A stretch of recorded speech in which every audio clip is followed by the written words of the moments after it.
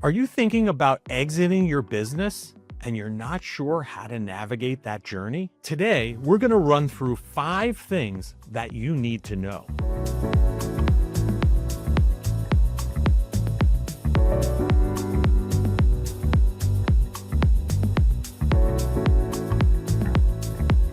Hi, I'm Larry Sprung from Midland Financial, and today we're going to cover why you need to start planning 3 to 5 years in advance, the importance of taking advantage of efficient tax strategies, thinking through life post-wire transfer, making sure your business is even transfer ready, and how to avoid post-exit burnout and planning true joy for yourself and your life after your business. You see the sales price, the headlines, the dollar signs, but a business exit, it's not the end. It's a transition, and whether that next chapter feels fulfilling or hollow often comes down to whether you planned for it. Studies show only 1 in 5 founders even bother thinking about post-exit life, and the ones who did, they felt more joy, security, and purpose. That's why it's not just about securing your money, it's about securing your life. We need to think about what makes your family feel safe, what makes your everyday feel like you and the legacy you want to leave behind. That's how you walk out of a business and truly enjoy what's next. So let's dive into the 5 points. Number 1, start planning 3 to 5 years in advance.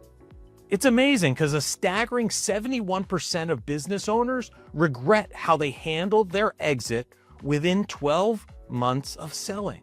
And why? This is largely due to lack of planning. They did not start 3 to 5 years in advance. Financial planning isn't just enough. Founders also need to plan for the emotional and lifestyle transition after their business sale.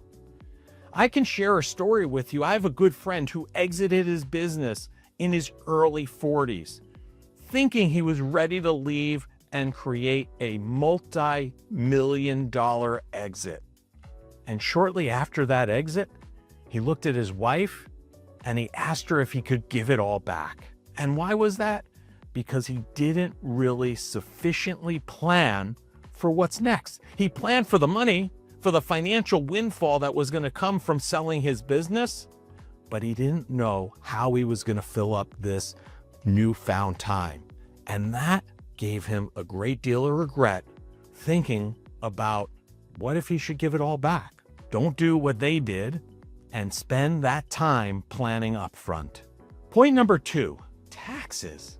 Tax strategy can preserve up to 40% of your sales proceeds. Taxes are probably one of the biggest bites in the proceeds of the sale.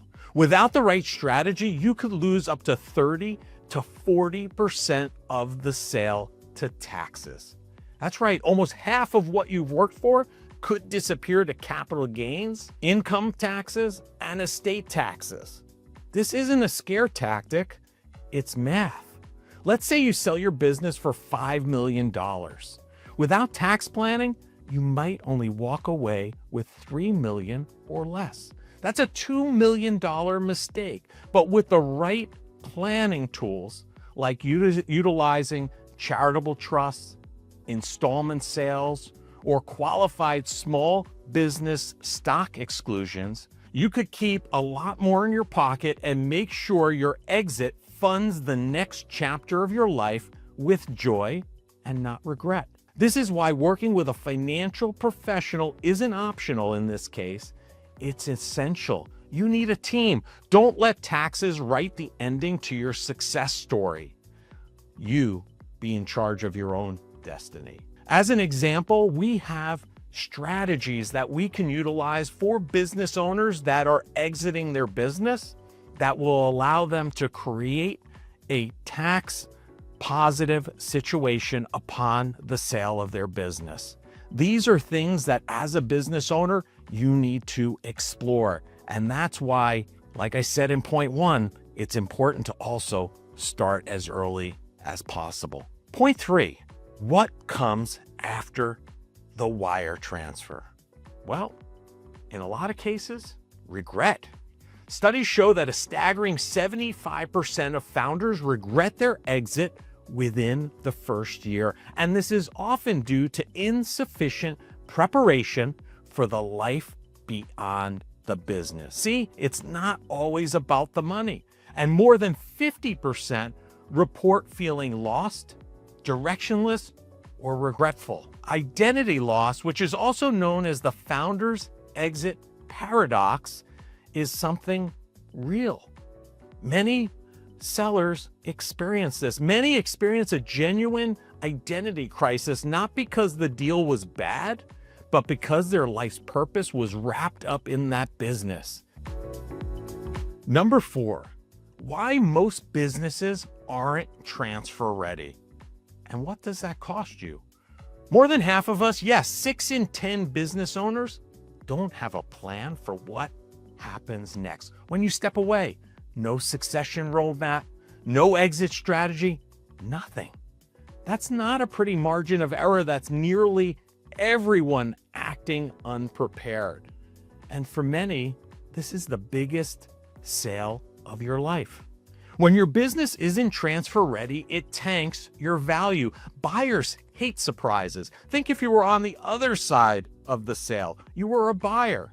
If your operations aren't documented, your team isn't trained, or your numbers don't neatly add up, due diligence stalls, or maybe it completely falls apart. Definitely, confidence drops fast. Buyers start reducing their offers when they don't trust the numbers or the transition. A clean, documented operation with solid financials, core processes mapped out, and a team that can run without you, the founder, can boost your valuation by as much as 20%. That's real money. If you're thinking about selling someday or passing it on, you've got to ask yourself, is your business even sellable? When buyers see risk turns into discounted offers or even failed deals. On the flip side, a business that's organized, documented, and resilient, that business commands respect. It can fetch up to 20% more because buyers believe in it.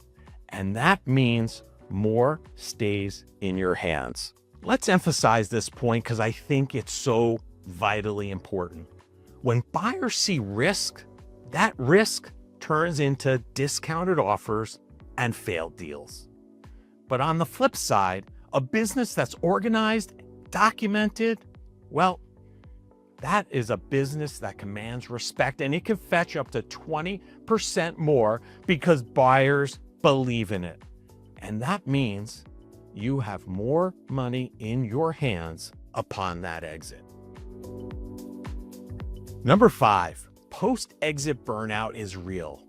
Joy, well, it must be planned. Over 50% of former owners report identity loss or even lack of purpose post-sale. Creating a next act, whatever that is for you, whether it's consulting, mentoring, philanthropy, or even travel, well, that improves your mental health and financial clarity. And you can read more about this in Life After an Exit, How Entrepreneurs Transition to the Next Stage by Barbara Roberts and Murray Lowe. It is a great book that points out how post-exit identity loss and regret are real risk. Journalism on the founder's exit paradox shows that many founders face this identity loss, regret, and a crisis of purpose after exiting their business, even amid huge success. Many founders expect freedom and relief after a successful exit, but grief, disorientation, and even emptiness are surprisingly common emotions. These are all things that can be avoided with proper planning.